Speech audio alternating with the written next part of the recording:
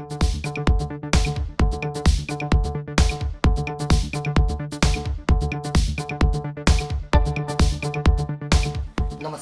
शिक्षाविदहरूको विचार, शिक्षा प्रेमीहरूको मनको कुरा, शिक्षाका समसामयिक विषयवस्तुमा केन्द्रित कार्यक्रम एजुकेसन टक्सो लिएर म श्याम टन्डुकार उपस्थित भइसकेको छु। आज हामीसँग हुनुहुन्छ नरेन्द्र डगोल, उहाँ सिजोकको अध्यक्ष हुनुहुन्छ। सर, यहाँलाई कार्यक्रममा स्वागत छ। हस्, धन्यवाद। सर, जस्तो कोरोना भाइरस कोभिड-19बाट धेरै बालबालिकाहरू प्रभावित भएका छन्, बालबालिकाको सुरक्षाको लागि के कस्ता कामहरू गर्नुपर्छ होला? वास्तवमा अब बालबालिकाको समूह भनेकै धेरै चाहिँ सुरक्षा गर्नुपर्ने चाहिँ समूह हो। किनभने जस्तो चाहिँ युवा उमेरकाहरू भनेको अब अरू उमेरका व्यक्तित्वहरू भनेको चाहिँ आफूले पनि आफूलाई चाहिँ सुरक्षा गर्न सक्ने, तर उहाँहरू सुरक्षा चाहिनेका लागि चाहिँ आवश्यक समूहका व्यक्तित्वहरू। त्यसकारण चाहिँ अब यो कोरोनाको सङ्क्रमणको समयमा, कोभिड-19को समयमा चाहिँ विशेष गरी बालबालिकाहरू त्यो प्रभावितबाट चाहिँ त्यो हुनबाट जोगाउनको लागि चाहिँ सुरक्षा गर्नको लागि चाहिँ विशेष गरी अहिले चाहिँ स्थानीय सरकारहरू छन्। स्थानीय सरकारले पनि र केन्द्रीय सरकारले पनि यो बालबालिकाको सुरक्षाको लागि चाहिँ विभिन्न किसिमका कार्यक्रमहरू चाहिँ पहिला नै चाहिँ तयार गरिसकेको अवस्था छ। र कुनै पनि आकस्मिक अवस्था, इमर्जेन्सीको अवस्थामा चाहिँ बालबालिकालाई विशेष सुरक्षा कसरी गर्ने भन्ने विषयमा पनि त्यो प्याकेजहरू चाहिँ बनाएको अवस्था छ। र त्यसकारण यो भएका प्याकेजहरूलाई चाहिँ अलिकति चाहिँ केन्द्रित गरी चाहिँ त्यो कार्यक्रम लागू गर्न सकेको खण्डमा चाहिँ पक्कै पनि अरूलाई भन्दा चाहिँ बालबालिकालाई सुरक्षा गर्न सकिन्छ जस्तो लाग्छ।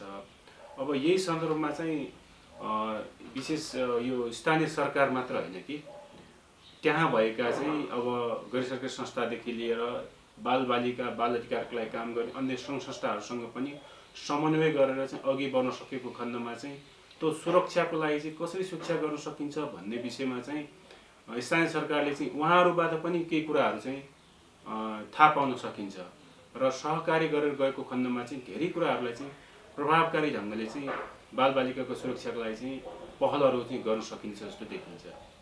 सर, जस्तो यो समयमा सिजरले के कस्ता कामहरू गर्दै आएको छ?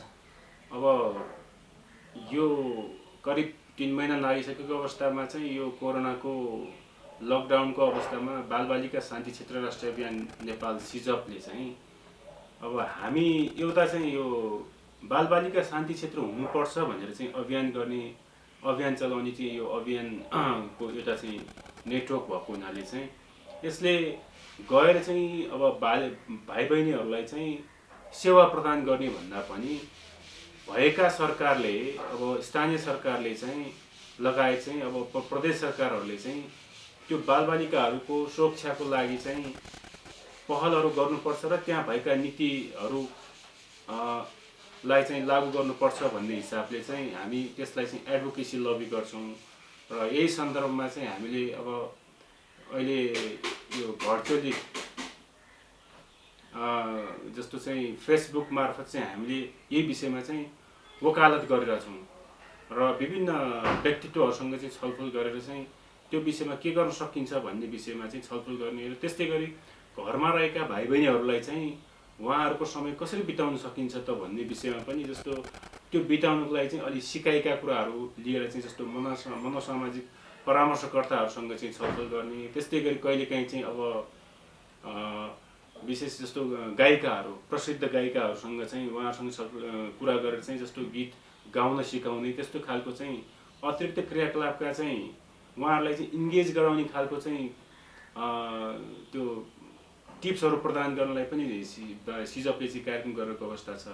र यही सन्दर्भमा विशेष गरी चाहिँ सिजपले चाहिँ यो भएका चाहिँ नीति अथवा चाहिँ निर्देशिका अथवा कार्यक्रमहरूलाई नै विशेष गरी चाहिँ लागू गर्नुपर्छ भन्ने हिसाबले चाहिँ वकालत गरेको अवस्था छ। यो लकडाउनको समयमा सुसाइड केसहरू धेरै बढेको छ। वास्तवमा सकारात्मक सोचको विकास गर्नको लागि के कस्ता कामहरू गर्नुपर्छ होला?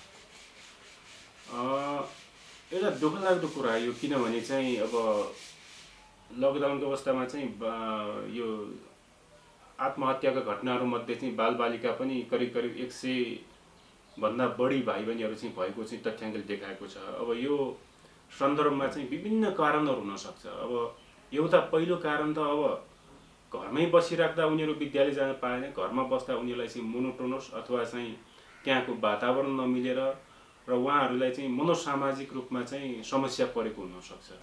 र अर्को कुरा भनेपछि अहिले जस्तो एउटा अर्को चाहिँ चुनौतीको विषय चाहिँ अनलाइन क्लासहरू चलाउँदा चाहिँ त्यो अनलाइन क्लासको कारणले गर्दा चाहिँ घरमा भाइ बहिनीहरूले चाहिँ अब जस्तो चाहिँ यो त्यो अनलाइन क्लास दिन सक्ने खालको चाहिँ अब एन्ड्रोइड सेलफोनहरू चाहिँ उनीहरूले डिमान्ड गर्ने, ल्यापटप चाहियो भन्ने, तर त्यो कुरा चाहिँ अभिभावकले चाहिँ पुरा गर्न सक्ने अवस्था नहुँदा चाहिँ उनीहरूमा चाहिँ अब अरू साथीहरूले चाहिँ अनलाइन क्लासबाट चाहिँ सिकिरहेको अवस्था, तर उसले सिक्न नपाएपछि उसलाई चाहिँ मानसिक रूपमा चाहिँ त्यो पीडा भएको र त्यस कारणले पनि धेरै घटनाहरू घटेको चाहिँ देखिन्छ।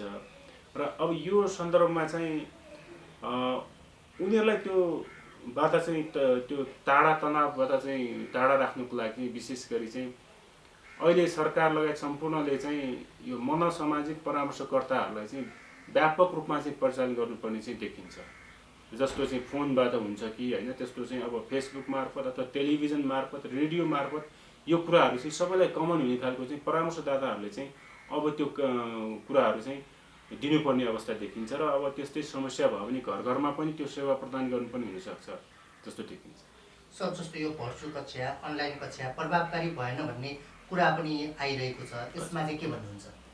अब प्रभावकारी यस मानेमा नभएको जस्तो लाग्छ कि मलाई चाहिँ मैले धेरै ठाउँमा भन्ने गरेको छु। जस्तो जब लकडाउनको अवस्था सुरु भयो त्यसपछि केही समयपछि यो अनलाइन क्लास, भर्चुअल क्लास भनेर चाहिँ विशेष गरी निजी विद्यालयहरूबाट चाहिँ सुरुवात गरियो र कहीँ कहीँ चाहिँ जस्तो कलेजहरूमा पनि सुरु गरियो।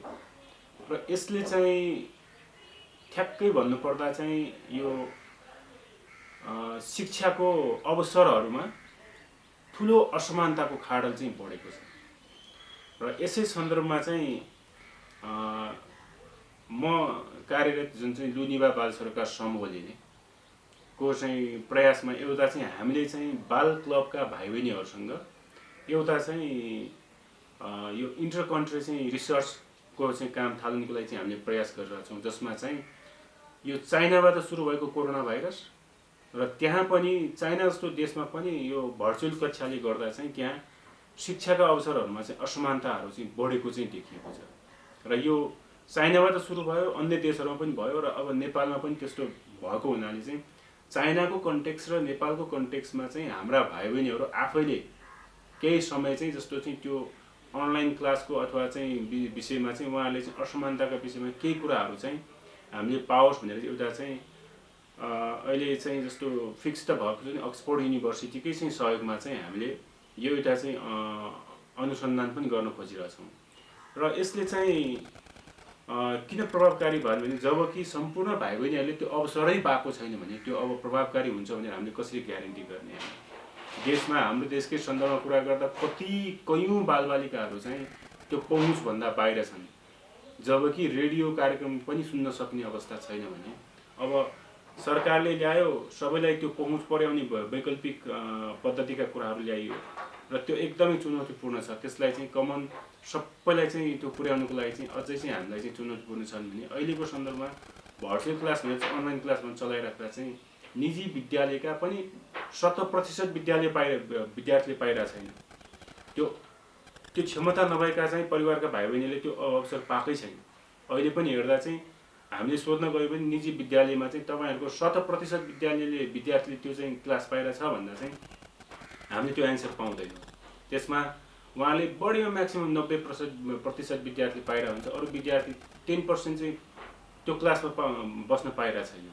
भनेपछि यसले असमानता बढाइरहेछ भनेपछि अब प्रभावकारिताको कुरा चाहिँ साना साना भाइ बहिनीहरूलाई त अब अनलाइन क्लासको प्रभावकारिता त केही हुनै सक्दैन। किनभने अब पूर्व प्राथमिक विद्यालयका भाइ बहिनीहरूलाई चाहिँ साना साना नानीहरूलाई चाहिँ अनलाइन क्लासको अर्थ के त?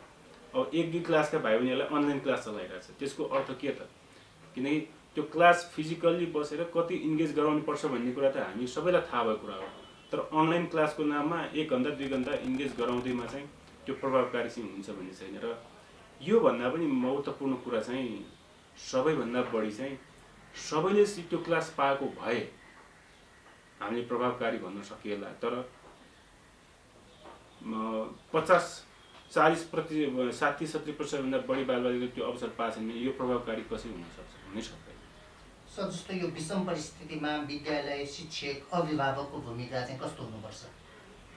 अब विशेष गरी चाहिँ अब अभिभावकले त यो समयमा चाहिँ आफ्ना नानी छोराछोरीहरूलाई चाहिँ उनीहरूको जस्तो व्यक्तिगत चाहिँ जस्तो आचरणहरू अथवा चाहिँ व्यवहारहरू चाहिँ बाबुआमाले बढी थाहा हुन्छ र भनिन्छ जस्तो चाहिँ बाबुआमा भन्ने पनि चाहिँ जस्तो चाहिँ बालबालिकाको पहिलो चाहिँ गुरुआमा शिक्षक शिक्षिका हुन् भनेपछि उसले त जन्माएको हुर्काएको हुनाले उसले धेरै कुरा थाहा हुन्छ। त्यो मानसिक रूपमा पनि धेरै कुरा थाहा भएको हुनाले चाहिँ सबैभन्दा बढी चाहिँ बालबालिकालाई चाहिँ इन्गेज गराउने र उहाँहरूलाई चाहिँ ठिक ठाउँमा राखेर अघि बढाउनलाई चाहिँ बाबुआमाले चाहिँ त्यही अनुसार चाहिँ उनीहरूलाई चाहिँ परामर्श दिएर होइन अघि बढाउनु पर्ने देखिन्छ भने अर्को कुरा चाहिँ अब शिक्षक शिक्षिका कुरा आयो। विशेष गरी चाहिँ अब अहिलेको समयमा चाहिँ बढीभन्दा बढी चाहिँ जस्तो सार्वजनिक विद्यालयका शिक्षक शिक्षिकाहरू चाहिँ लकडाउन अवस्थादेखि नै घरमा छन्, तर उहाँहरूले चाहिँ सरकारी सेवा सुविधा पनि पाइरहेको छ, पुरा पाइरहेको छ र यो अवस्थामा उहाँहरूले केही त गर्नुपर्छ। त्यसको लागि चाहिँ उहाँहरू गर्न पनि तयार देखिन्छन्। त्यसको लागि चाहिँ सरकारले चाहिँ विशेष गरी स्थानीय सरकारले उहाँहरूलाई चाहिँ त्यो बालबालिकाको सिकाइको लागि र सिकाइमा इन्गेज गराउनलाई चाहिँ अब खटाउनु पर्ने जस्तो देखिन्छ र त्यो कार्यमा चाहिँ शिक्षक शिक्षिकाहरू चाहिँ खटिएर चाहिँ बालबालिकाको अब यो चाहिँ शिक्षा पढाइको ग्यापलाई पुरा गर्नलाई चाहिँ अब खट्नुपर्ने जस्तो चाहिँ देखिन्छ। सर अन्त्यमा के भन्न चाहनुहुन्छ? केही कुरा छुटेको कुरा त तपाईँले भन्न मन लागेको कुरा केही छ?